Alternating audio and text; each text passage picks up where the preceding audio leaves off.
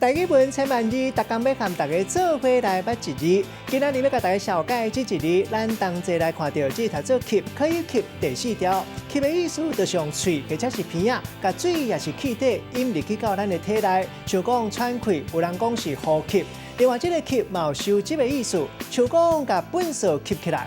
若是有形的水甲气体，另外无形的，亲像学着知识，咱会当讲是吸取知识。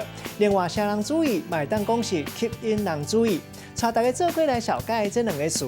头一个读做吸体，意思就是天然的石头加钢做的，或者是用锭、合金锭做的物体，会吸铁、钴、镉这金属铁的性质。第二个词读做吸石，嘛是同款意思。有的地头讲是吸石，有的地头讲是吸铁。咱用一句话来举例，甲这两个词合做伙。